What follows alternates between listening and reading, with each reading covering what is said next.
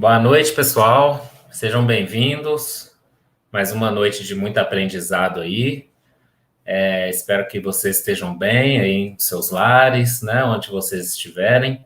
Hoje a gente está novamente com o nosso amigo Paulo Neto, que vai falar para nós sobre o Cristo Consolador. O estudo vai até às 21 horas. E como de praxe, eu vou passar nossos recadinhos aqui rapidamente, que são convites, né, para os estudos do Leia. No sábado, a gente tem um estudo também que são palestras virtuais no mesmo canal, às 15 horas.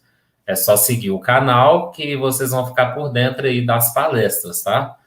E a gente está tendo o curso dos princípios básicos da doutrina nas segundas-feiras à noite. Quem quiser participar, já começou, mas ainda dá para entrar, tá?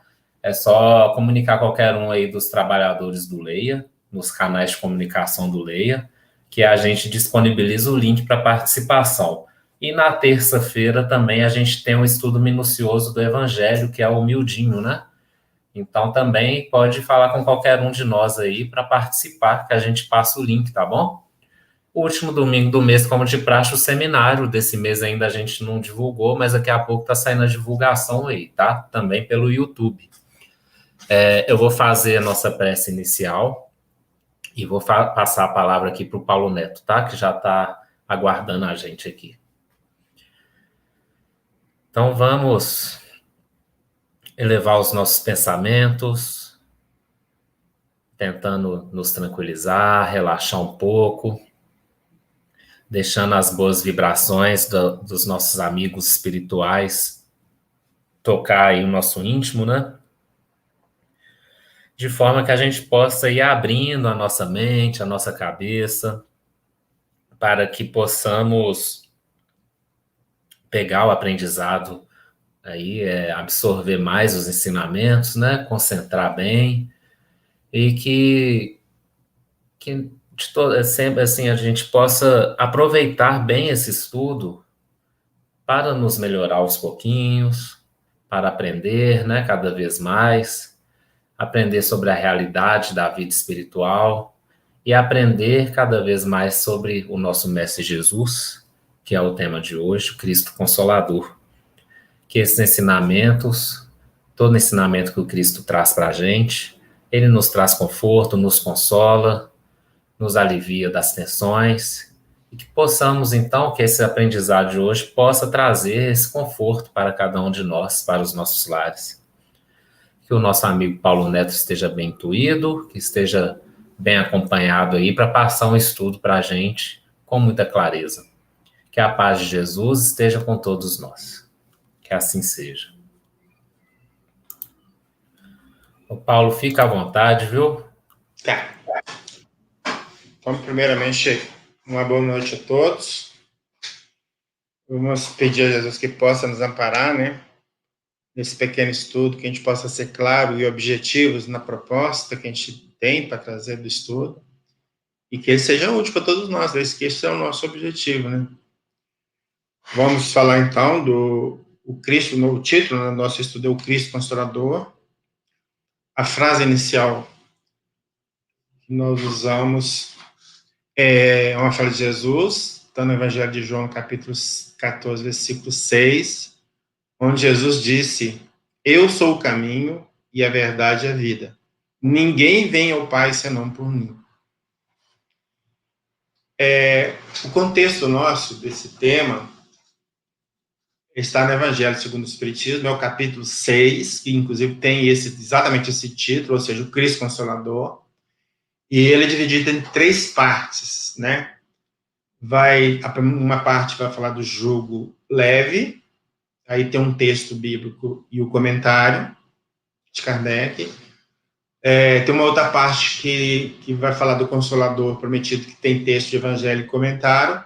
E, finalmente, das instruções dos Espíritos, que tem um título Advento do Espírito de Verdade. Então, vamos trabalhar cada uma dessas partes. Então, a primeira parte, que eu julgo leve. Kardec então vai analisar o capítulo 11, versículo 29 a 30 de Mateus, onde diz o seguinte, onde Jesus disse, né, melhor, vinde a mim todos vós que estáis aflitos e sobrecarregados, que eu vos aliviarei. Tomai sobre vós o meu jugo, e aprendei comigo, que sou brando e humilde de coração, e achareis repouso para as vossas almas, pois é suave o meu jugo e leve o meu fardo.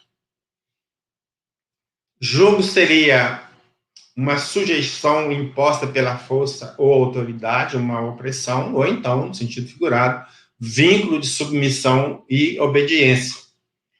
E, por sua vez, a palavra fardo, né, nós também vamos ter duas definições, seria aquilo que é difícil ou duro de suportar, e o outro sentido figurado também é aquilo que impõe sérias responsabilidades. Então, jugo suave, ou seja, a nossa submissão e obediência a Jesus é coisa que não se impõe de forma dura, mas brandamente, portanto, é algo que não se torna um peso para nós. Fardo leve, ou seja, impõe-nos sérias responsabilidades, porém, elas são fáceis de executar, por vir de forma suave, sem nos sobrecarregar. A gente faz um jogo entre as duas passagens, né? Bom, afinal de contas, né? Jesus nos impõe o quê, né? E a gente vai ficar surpreso, porque a resposta é muito curta, né? Muito curta. Impõe apenas, ou apenas impõe, como dever, o amor e a caridade. Então, é uma coisa fácil de todos nós aplicarmos, né? Sem grande dificuldade. E o importante é o seguinte, é uma coisa que todo mundo entende o que é, né? Amor e caridade, todo mundo entende o que é, não precisa ninguém ficar explicando para nós o que é. Então, essa facilidade de entendimento vai gerar também uma facilidade de aplicação. Isso é a consequência natural. Aí no roteiro, no roteiro sistematizado da apostila do Evangelho segundo o Espiritismo, esse roteiro é da FEB, vai falar o seguinte: Jesus promete alívio aos aflitos, desde que se submeta a seu jugo. Esse jugo é a obediência ou observância da lei por ele ensinada. Qual a lei que é ensinada? A lei de amor e caridade, né? Que, se bem cumprida, propicia alívio aos sofrimentos através da fé no futuro e da confiança na justiça de Deus. Essa questão da confiança na justiça de Deus é algo importante para nós espíritos, porque a partir do momento que nós temos confiança na justiça de Deus, a gente vai ter certeza absoluta de tudo que a gente passa tem um motivo. Nós podemos estar no momento, não sabemos o motivo, né? Mas quando a gente desencarnar, tiver acesso ao nosso passado, né? Aí nós vamos entender como que Deus é justo, né? Muito justo, com certeza. Porque Jesus promete o alívio e não a cura dos nossos males. Porque sendo os nossos males consequência de maus procedimentos no passado, a cura compete exclusivamente a nós. Porém, através do seu Evangelho, Jesus nos fornece os meios necessários para superar esses sofrimentos. Então, no Evangelho, o que tem? A lei de amor e de caridade. Se a gente praticar a lei de amor e caridade, nós conseguimos superar os sofrimentos que nós temos no presente e, agindo dentro dessa lei, nós não vamos cometer nenhum ato que vai nos causar dor e sofrimento numa encarnação futura ou nas encarnações futuras, melhor. Ok? Então, nós vamos estar atendendo a lei de Deus. Quem atende a lei de Deus não sofre mal por isso, muito antes pelo contrário, né? Bom, então essa parte do jogo suave, né? A parte do Consolador, ele vai trazer uma passagem de João, capítulos 14, versículos 15 a 17 e 26. Essa passagem, além de ter no Evangelho segundo o Espiritismo, ele trata dessa passagem na obra Gênesis também, ele estuda lá também, né? Novamente é Jesus falando, né? E Jesus diz, ó, se me amais, guardai os meus mandamentos, e eu pedirei a meu Pai, e ele vos enviará outro Consolador, a fim de que fique eternamente convosco. O Espírito de verdade, que o mundo não pode receber, porque não o vê nem o conhece. Vós, porém, o conhecereis, porque permanecerá convosco e estará em vós. Mas o Consolador, que é o Espírito Santo, que meu Pai enviará em meu nome, vos ensinará todas as coisas e fará vos lembreis de tudo o que vos tenho dito. Só ressalta isso quanto à expressão Espírito Santo, né? Essa expressão, na verdade, lá no original está Espírito, não tem o Santo aí, foi acrescentado por conveniências teológicas, né? E isso, quem fala isso, que não existe o Santo aí, é o Carlos Torres Pastorino, naquela série Sabedoria do Evangelho, né? Então, não é esse Espírito Santo, não é o Espírito Santo da Trindade, né? É um Espírito bom, um Espírito santificado, mais nesse sentido, tá? Bom, então Jesus está prometendo alguma coisa para nós, né? Mas além desse envio do Consolador, ele ainda fala duas outras coisas que eu acho importantes, que nós vamos trazer, então. Ele diz lá, todas elas em João, por coincidência, né? Ele fala assim, não vos deixarei órfãos, voltarei para vós, outros. Então, ele promete voltar. Jesus também promete voltar. Ele promete enviar o Consolador e também promete voltar. E tem uma coisa muito interessante aqui também, é essa outra passagem de João 16, 12, onde Jesus vai dizer assim, ainda tenho muito para vos dizer, mas vós não o podeis suportar agora. Bom, o que nós podemos tirar disso? Que a revelação divina é dada ao homem de acordo com a sua capacidade de assimilar. E se Jesus diz aos discípulos que não poder suportar agora, significa que no momento futuro eles vão ter capacidade de suportar e vai poder passar para eles, né? Então, implicitamente, nós podemos entender uma vida futura, aí seja como reencarnação ou não, mas tem uma vida futura, né? Bom, aí vem Kardec comentando, então, o seguinte, o Espiritismo vem, na época predita, cumprir a promessa do Cristo. Ok, que promessa do Cristo? Do envio do Consolador. Ele está fazendo uma alegação direta com aquela passagem de João. Presente ao seu advento o Espírito de verdade. Ele chama, aí, aqui esse ele, aí a gente fica teórico que acha que é o Espírito de verdade, mas eu entendo, posso estar enganado, que ele está falando ao Espiritismo. Então, o Espiritismo chama os homens à observância da lei. Ensina todas as coisas fazendo compreender o que Jesus só disse por parábolas. Então, agora nós estamos com a nossa capacidade intelectual aumentada, vamos dizer assim, então agora nós podemos saber mais que lá, na época de Jesus, aqueles que andavam pelo poder saber. Assim, conclui Kardec, então, o Espiritismo realiza o que Jesus disse do Consolador prometido.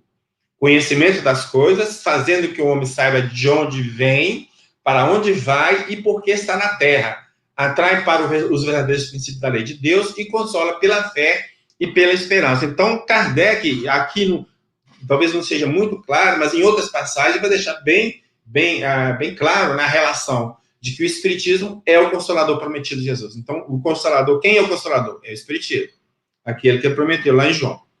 Bom, na agenda do capítulo 17, para falar das predições do Evangelho, esse comentário de Kardec é interessante. Olha, ele diz assim, qual deverá ser este enviado? Ele está falando enviar o Consolador, tá? Dizendo, pedirei meu Pai, e ele vos enviará outro Consolador, Jesus indica claramente que este Consolador não seria ele próprio, pois, do contrário, teria dito, voltarei para completar o que vos tenho ensinado. Apenas acrescenta, a fim de que fique eternamente convosco, e ele estará em vós. A Kardec diz, impossível essa sentença, ou seja, a fim de que esteja conosco, né?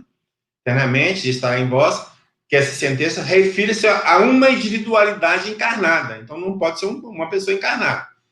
Aí ele vai continuar lá. Uma vez que ele não poderia ficar eternamente conosco.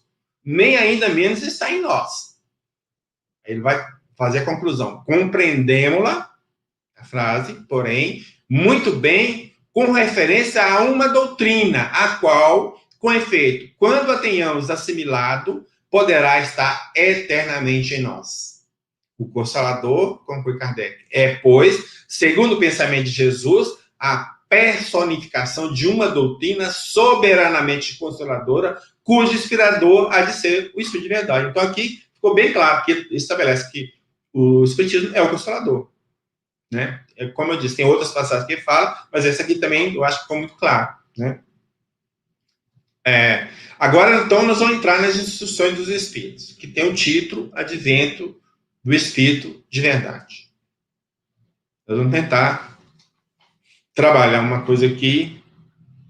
Eu sei que, de certa forma, existe uma certa polêmica no meio espírita, mas eu posso garantir a vocês, sim, com toda sinceridade, dentro das pesquisas que eu fiz, e não foram poucas.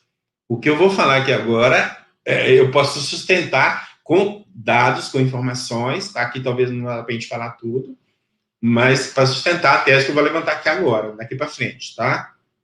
Bom, primeira coisa que eu comecei a perceber é o que teria a ver o nome Cristo, ou a palavra Cristo, que está no título, com Espírito de Verdade, que está lá nas instruções dos Espíritos. Por que Kardec pôs? O Cristo Consolador, e lá na instrução, fala de vende o Espírito de Verdade. Então, a primeira coisa que eu percebi, né, que eu senti, tem que ter uma relação. Você tem que ter uma relação entre o Cristo e esse tal de Espírito de Verdade, tá? Ok? E é o que nós vamos tentar trabalhar. Nas instruções dos Espíritos, então no capítulo, que é do capítulo 6 que a gente está trabalhando, existem 4 mensagens, que são os itens de 5 a 8. Em todas elas consta como assinatura Espírito de Verdade. Então, todas essas 4 mensagens, quem assinou foi Espírito de Verdade. Então, o questionamento seria esse. Quem seria essa personalidade designada de Espírito de Verdade? Veja bem, que coisa interessante. Então, nós fizemos a pesquisa nas obras da codificação, buscando a expressão a verdade, o Espírito da Verdade, Espírito de Verdade, Espírito de Verdade só, as variantes, né, que a gente podia achar, encontramos 84 vezes, seja referências, seja inclusive mensagens assinadas por ele, tá? 84. Eu achei um número, né, bem significativo, para toda hora ficar repetindo, né? Então, é um personagem importante que nós temos que descobrir quem é, né? O Espírito do Lacordaire, então, numa mensagem dada em Paris no ano de 1862, ele vai falar para nós a participação desse Espírito de Verdade na codificação, ou seja, que papel o Espírito de Verdade assumiu na codificação espírita.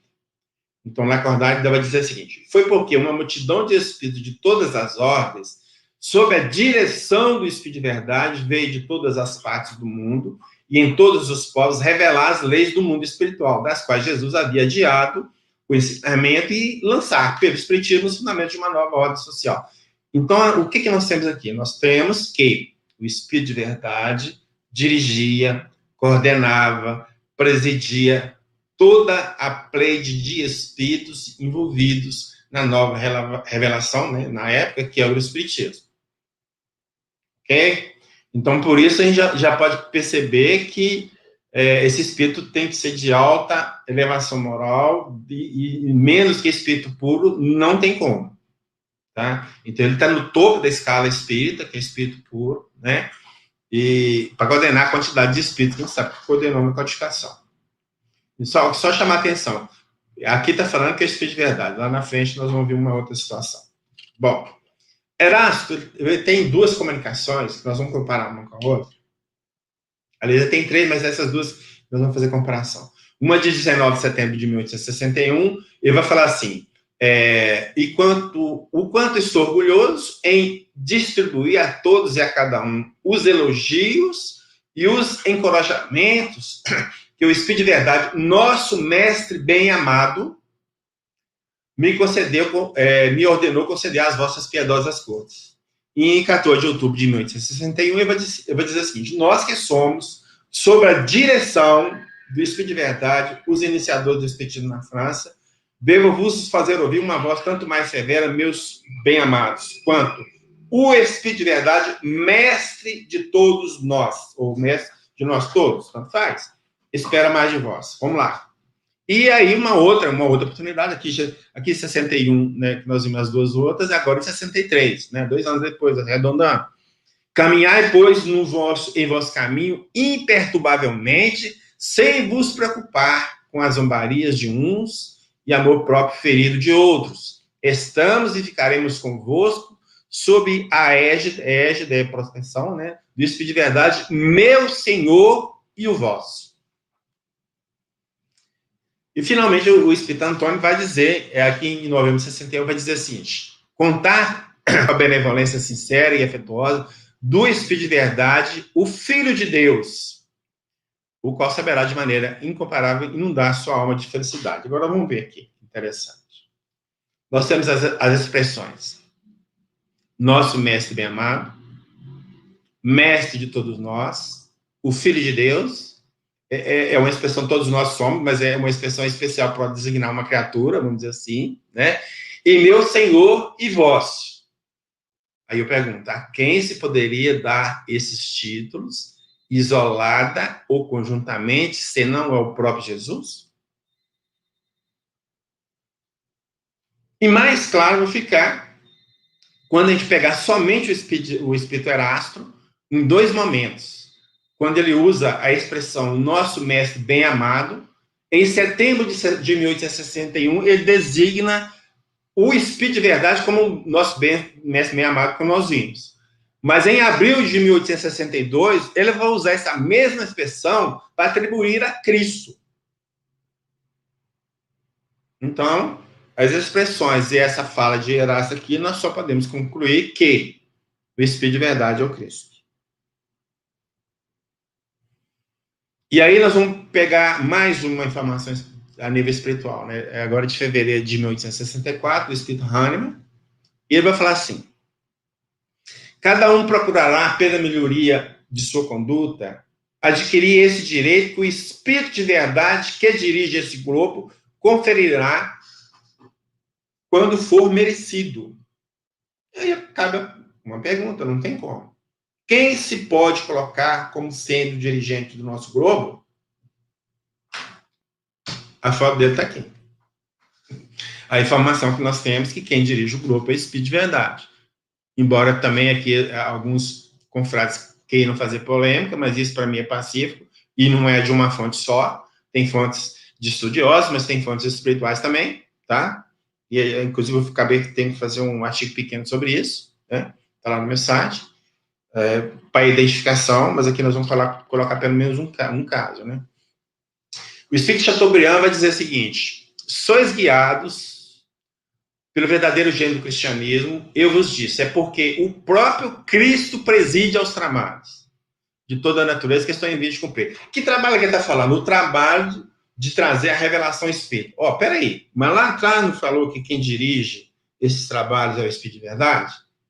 Aqui está falando que quem preside, ou dirige, ou coordena, tanto faz a expressão, é o Cristo. Então, mais uma fonte que vai nos levar que o Cristo e o Espírito de Verdade são o mesmo personagem. E São José. Ele vai trazer uma mensagem em setembro de 1863, e essa mensagem é interessante, porque ela vai trazer uma informação.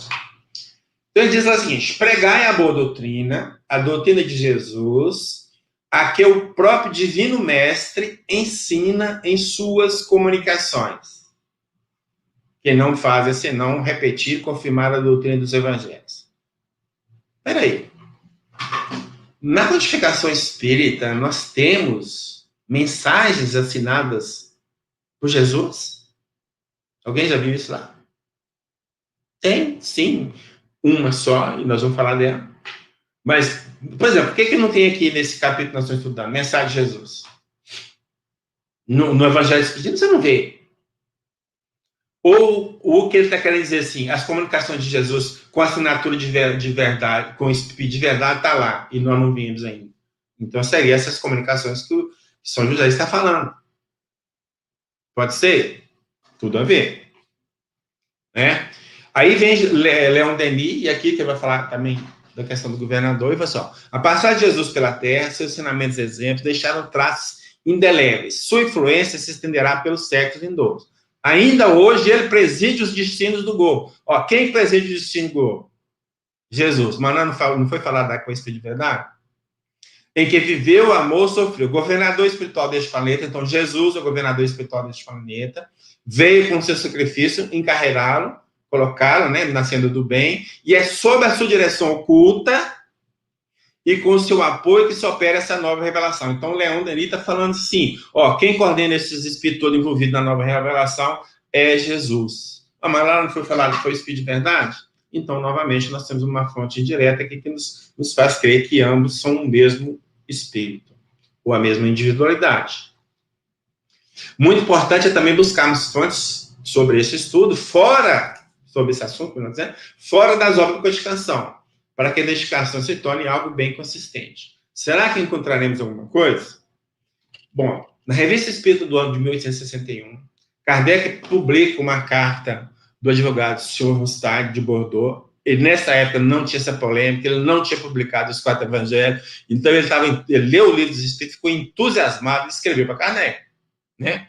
Então, nessa carta dele, e Kardec respondeu, né, também, ele diz assim, então, a carta dele vai falar das coisas que estão acontecendo no grupo espírita que ele frequentava na cidade de Bordeaux, tá?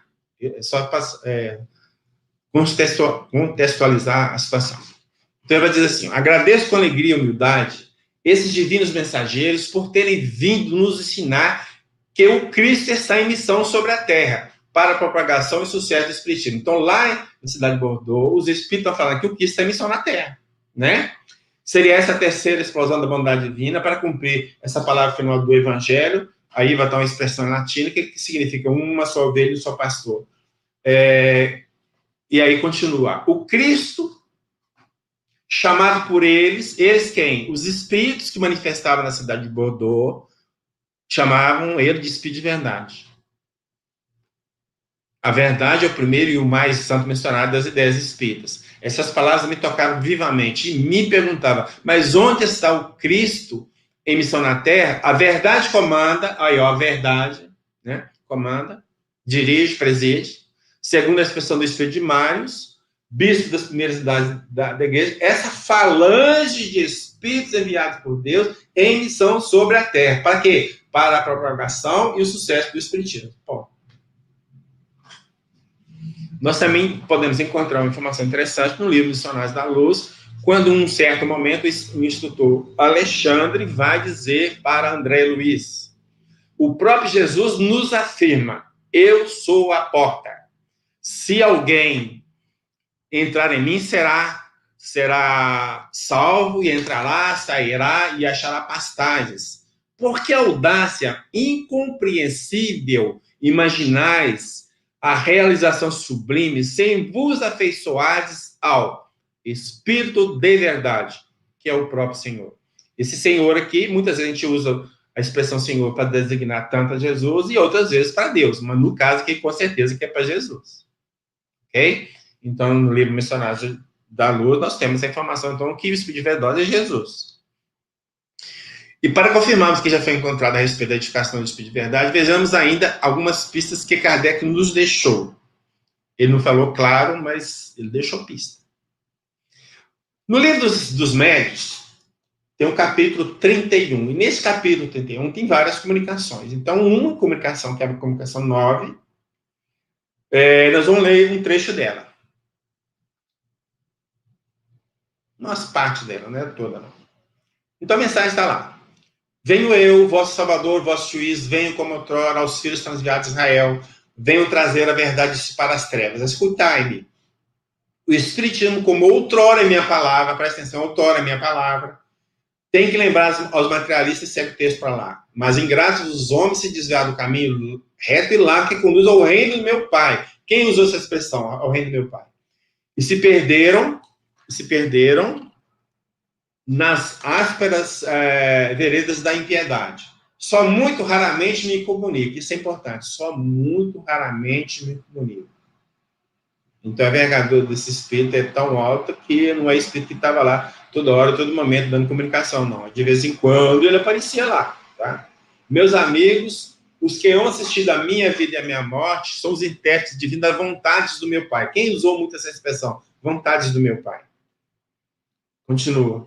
Estou infinitamente tocado de compaixão pelas vossas misérias, pelas vossas pela vossa imensa fraqueza, não para deixar de estender mão protetora aos infelizes transviados que, vendo o céu, caem no abismo do erro. O interessante é que essa mensagem, Kardec não coloca quem assinou essa mensagem. Mas ele vai fazer uma nota explicativa. Tá? E essa nota, para mim, que eu acho que é o mais importante. Ele vai começar essa nota dizendo assim, essa comunicação obtida por um dos melhores médiuns da Sociedade Espírita de Paris. Então, qual o recado que Kardec está passando? Kardec está falando conosco o seguinte: essa mensagem é confiável. O melhor médico que a gente tem que receber. Ok? Continua lá. Está assinada por um nome que o respeito não nos permite reproduzir, senão sob todas as reservas.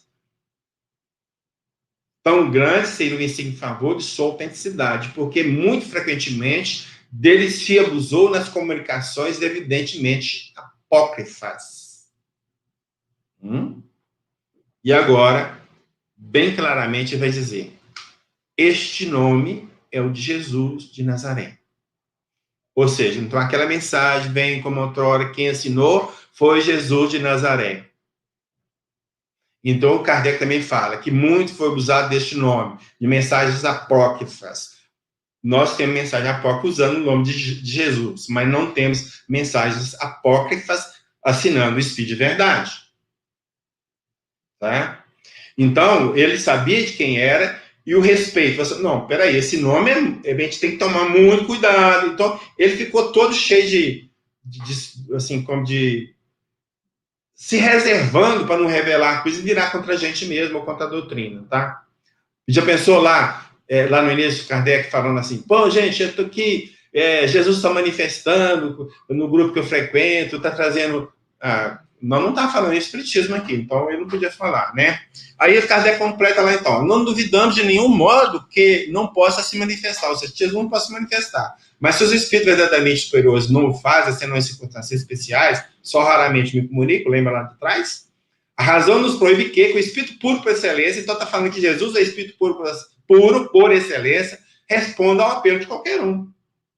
Aí continua: por essas considerações é que, sempre nos abstivemos de publicar algo que levasse esse nome. Então, tem várias comunicações assinadas com esse nome que ele absteve de publicar. Mas nós não temos nada de nome de Jesus. Nós temos qual é o nome? Espírito de Verdade. Então, é essas que ele está falando. E cremos que não se poderia ser mais circunspecto nas publicações desse gênero, que não teria autenticidade senão pelo amor próprio. E cujo maior inconveniente é o de fornecer armas aos adversários do espiritismo. Exatamente o que eu falei. Se fala lá no início que Jesus está manifestando, a situação do espiritismo será muito pior. O ataque ao espiritismo é muito pior, sem ter falado, como que não foi falado, já foi grande, a pessoa se falasse ia ser muito pior. Isso que eu quero dizer. Quanto mais os espíritos são elevados na hierarquia, mais seu nome deve ser colhido com desconfiança. Toma cuidado. Então, ele está se precavendo de tudo, se secando de cuidado em relação a isso.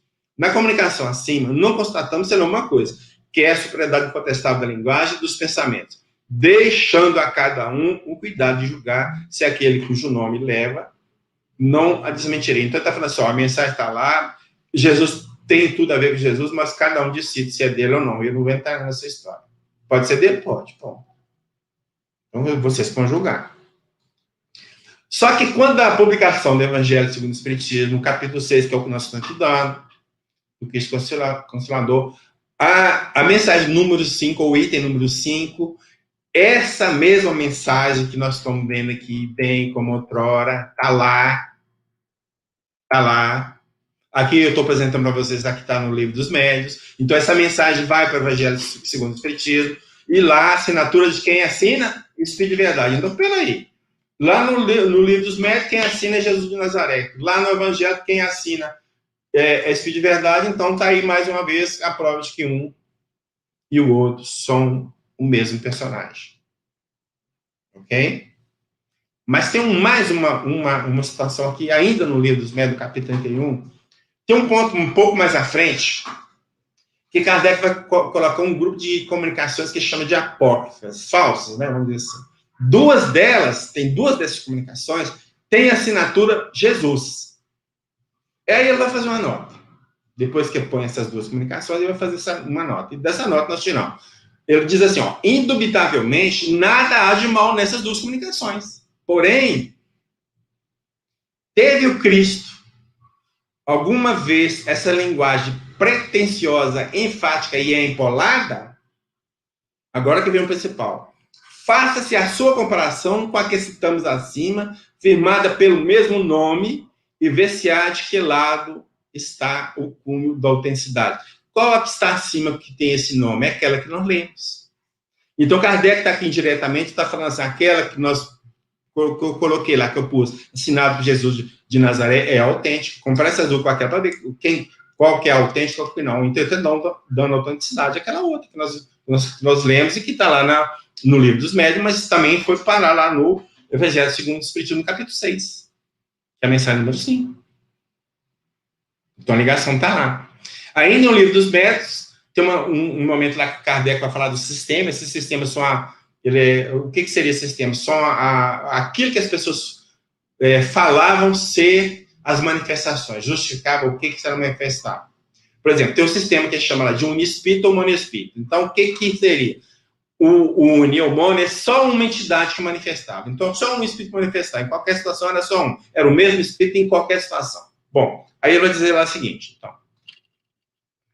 Quando lhes objetais, as pessoas que pensavam desse jeito, com os fatos de identidade que atestam a presença de parentes, amigos ou conhecidos, pelas manifestações escritas, visuais ou outras, respondem que é sempre o mesmo espírito. Tinham dois grupos. Um grupo dizia que o diabo segundo uns, né? Isso é um grupo. O Cristo segundo outros. Então, nós tínhamos um espírito só, uma turma que falava que é só o diabo que manifestava, e outra turma que falava que só o Cristo manifestava. Tá? Aí vai lá Kardec e fala assim, com qual objetivo o Espírito de verdade viria nos enganar, apresentando sob falsas aparências, iludir uma pobre mãe, fazendo-a crer mentirosamente que ele é o seu filho por quem chora? Peraí. Mas onde que eles estavam falaram que o Espírito de verdade que manifestava? Eles não falavam que o Espírito de verdade que manifestava. Falavam que quem? O Cristo. Então, Kardec tinha que ter falado o quê? Com qual objetivo Cristo viria nos enganar?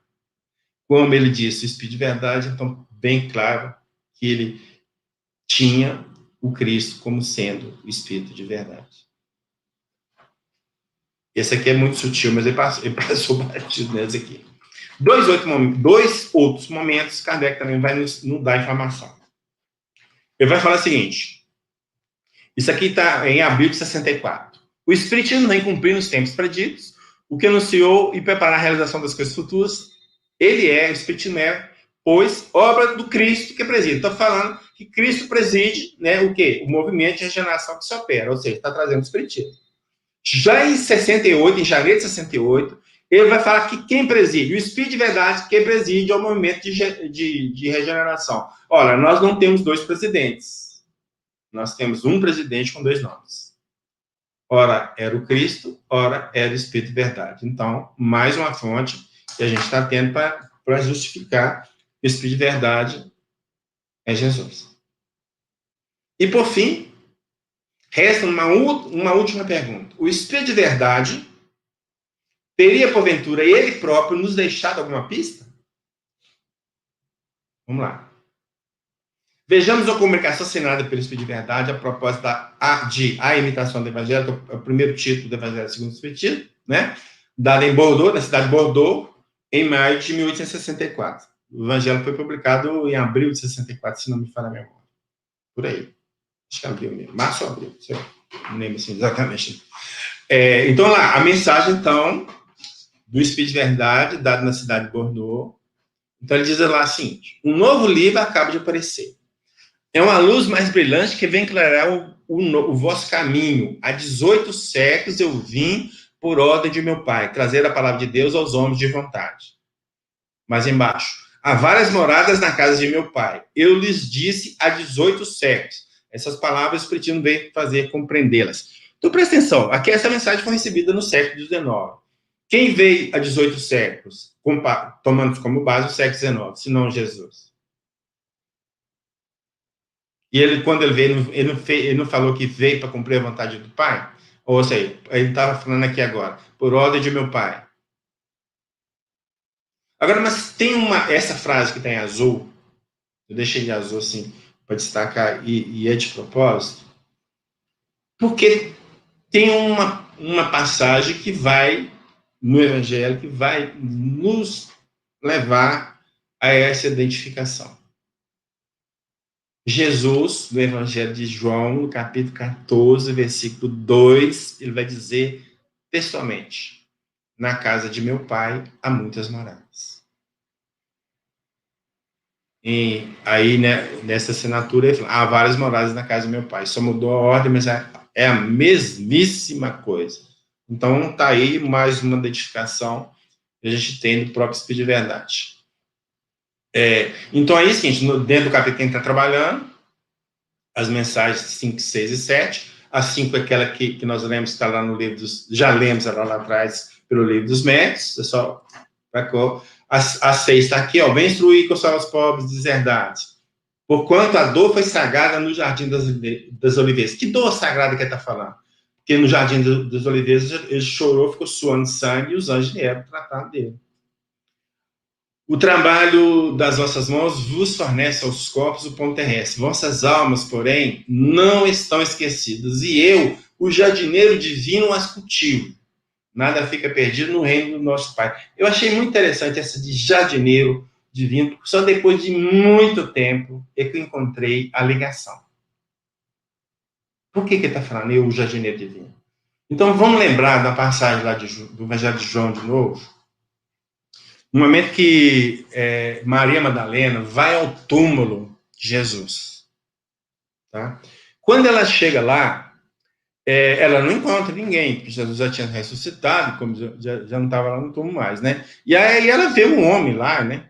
Vê um homem, e esse homem, que ela não sabia quem era, diz para ela assim, mulher, por que choras? A quem procuras? Pensando ser ele o jardineiro, ela já está falando com ela, né? Mas pensando ser ele o jardineiro, ela lhe diz, Senhor, se fosse tu que eu levaste, diz-me onde o puseste que eu o irei buscar.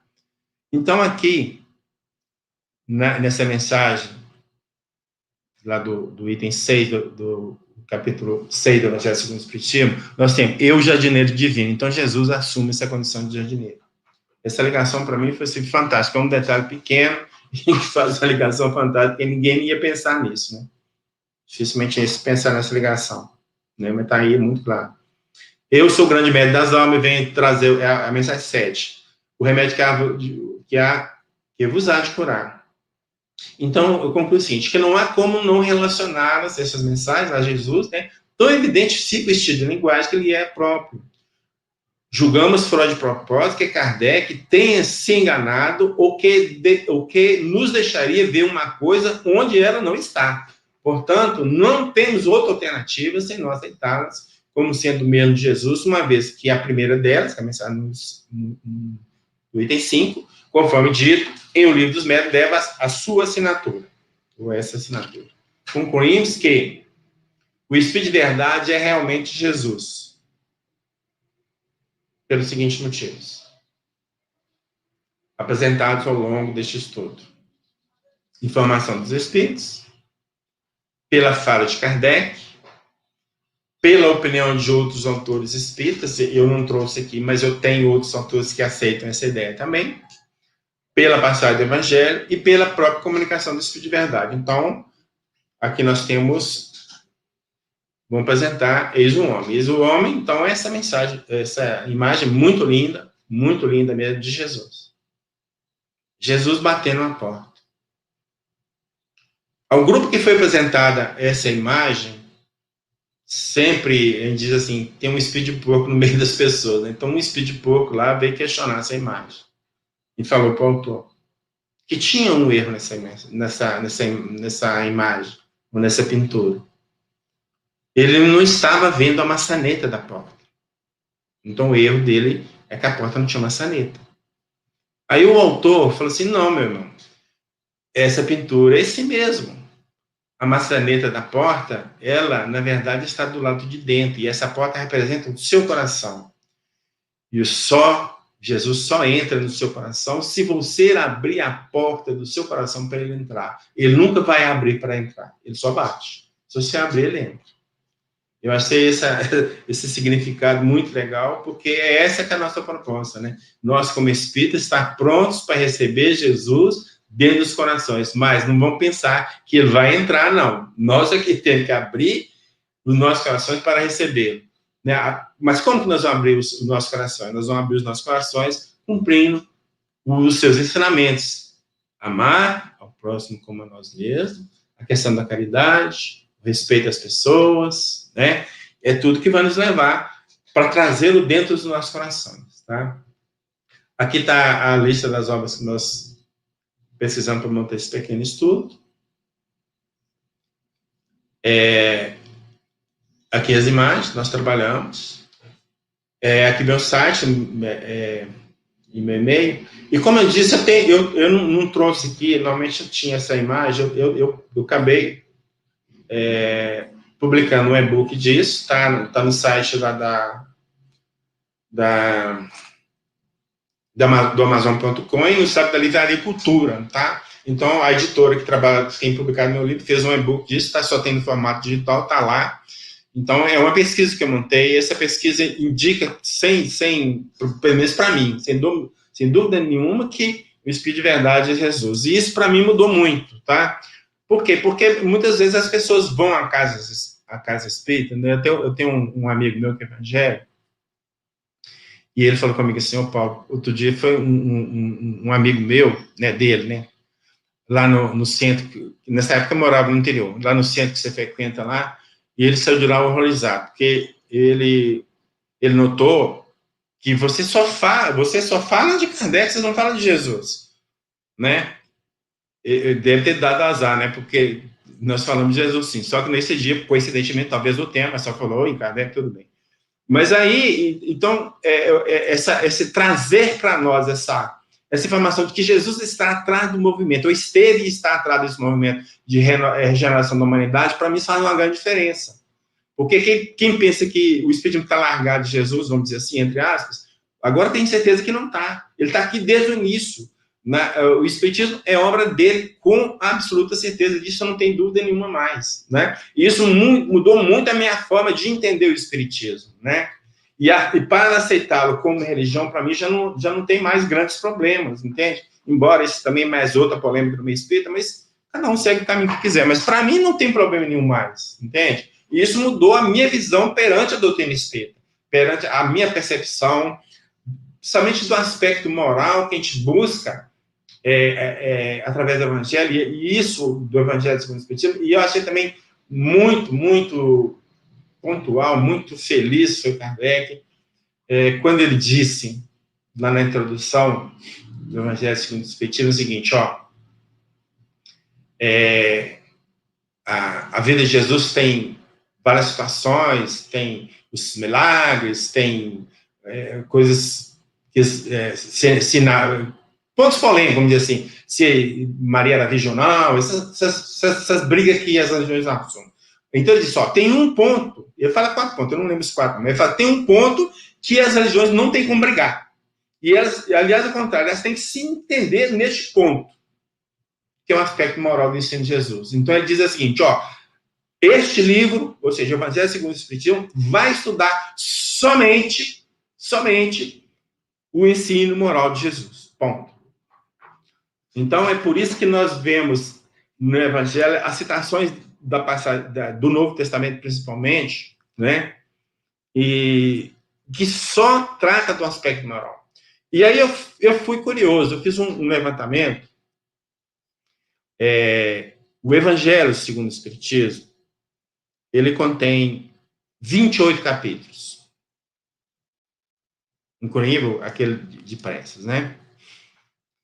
Desses 28 capítulos, 20 desses 28, tem alguma coisa do Sermão da Montanha.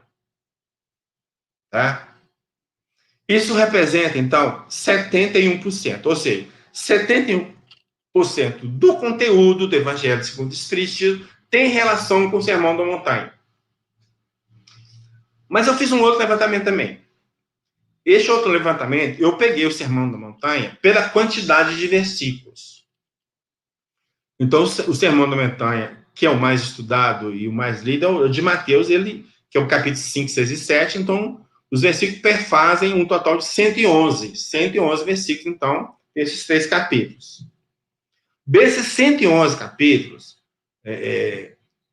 desses 111 versículos, nós temos 95 que são citados e uma grande parte é analisado no Evangelho segundo o Espiritismo. Então, que conclusão que a gente chega? Que 86% do Evangelho segundo o Espiritismo trata do Sermão da Montanha. Então, eu acho que Kardec foi muito feliz justamente por isso, porque o Sermão da Montanha, a minha percepção, resume todo o ensinamento moral de Jesus.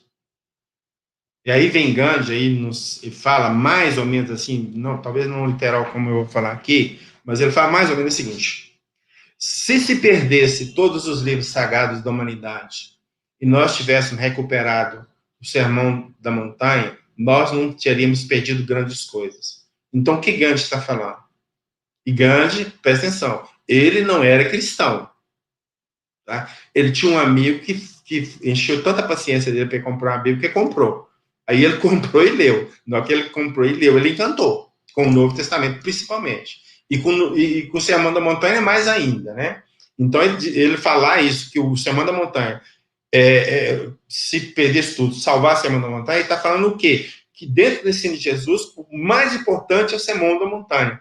E é justamente essa percepção que Kardec teve ao colocar no Evangelho segundo o Espiritismo, a maioria, a esmagadora maioria dos itens citados, comentados dentro do Evangelho segundo o Espiritismo, é do Sermão da Montanha. Isso, para mim, que eu acho que foi muito legal, eu ter conseguido chegar nessa conclusão, né? E isso que mudou para mim a questão do próprio Evangelho, né? Do Evangelho segundo o Espiritismo. Então, Kardec foi talvez direcionado para fazer dessa forma, e talvez intuído para que ele escolhesse somente essa parte moral do ensino de Jesus, que, como ele mesmo disse, não há briga entre as correntes religiosas. Então, isso também é outro fator positivo, ok? Devolvemos aí a palavra para o André, agradeço aí a paciência de vocês, e espero que a gente tenha acrescentado alguma reflexão interessante aí para vocês no dia de hoje. André. Bom, Paulo, muito obrigado, viu? A gente agradece aí a sua presença novamente, e logo mais a gente vai ter mais estudos aí pela frente, com certeza, né? Se Deus quiser. Fique em paz aí, Paulo, e uma boa noite para você, e até a próxima, né? A gente agradece de coração aí o estudo trazido, viu? Deu para clarear muita coisa. Pessoal, uma boa noite para todos, tá? Fiquem com Deus aí, com Jesus.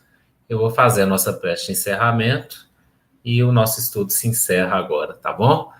Lembrando novamente dos estudos do Leia, tá? Agora o próximo no sábado, tá? Às 15 horas, aqui no mesmo canal. Vocês podem seguir o canal, que vocês vão ficar por dentro aí dos estudos.